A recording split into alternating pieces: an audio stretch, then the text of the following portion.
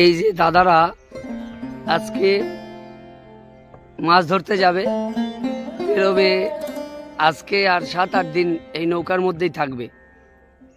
তো যারা মাছই যাদের জীবন, তাদের জীবনটা কেমন হয় একটু তোমরা দেখো। এই যে এখন বেরোবে একটু বাদে, সব সরঞ্জাম তৈরি করছে মাছ ধরার। এরা 7-8 দিন এই জলের মধ্যেই থাকবে। বাইরের সুখী মানুষরা এই জিনিসগুলো বুঝতে পারবে না। 7-8টা দিন পুরো ধরে নাও একটা জলের মধ্যে এক ধরনের সাধনা। হরিবোল হরিবোল। তো এই যে জীবন, এই জীবন একটা অন্যরকম জীবন। এই জলের মধ্যেই থাকবে। দেখো বড় বড় বড় ছোট বিভিন্ন রকমের নৌকা আছে। এটা হচ্ছে কাঁকড়ার গন।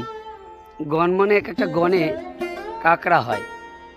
তো সেই গনে এরা বেরিয়ে যাচ্ছে। এখন ঠাকুর ভরসা। এই যে নদী সুন্দরবন, এদের ভরসা একমাত্র স্বয়ং হরি। তো হরিনামের তরি এরা খুলে দেবে, হরিনামের তরি খুলে দেবে। এইবারে ঠাকুর যা দেয়, এই হয়েছে এদের জীবন। তো আমাদের জীবনটাও ঠিক সেই রকম, এই তরির মতো। হরির উপর ভরসা দিয়ে জীবন টিবন কি, জীবন তো সব হরির। সেই হরির কাছে ভরসা দিয়ে এইরকম আমাদের জীবন ছেড়ে দিতে হয়।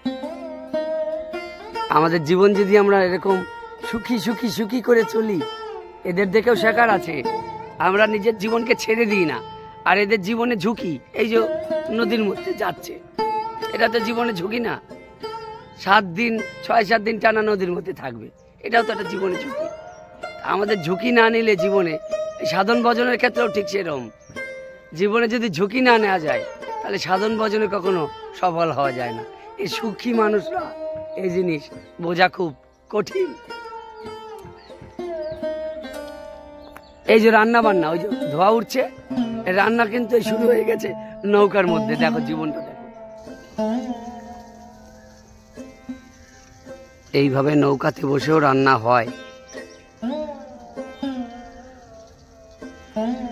আর একজন বলে, আমার রান্নাঘর ছাড়া আমি রাঁধতে পারবো না। সুন্দর একটা রান্নাঘর দরকার। দেখো মানুষের জীবন, মানুষ যদি চায় অনেক কিছুই হয়। হ্যাঁ,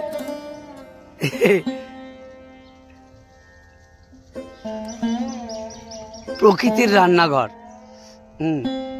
এই হচ্ছে প্রকৃতির রান্নাঘর।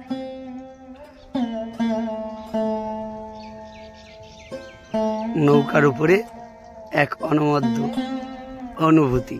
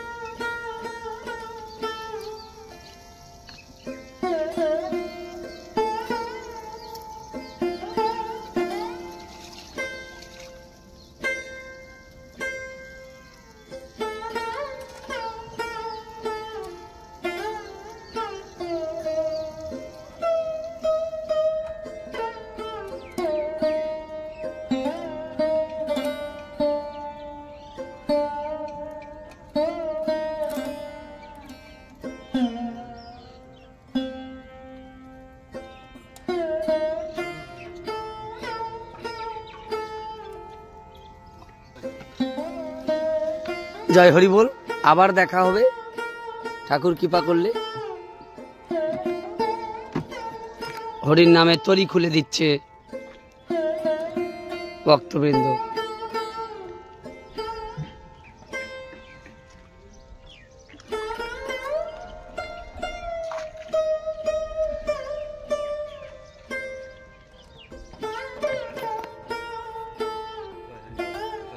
জয় হরি বল।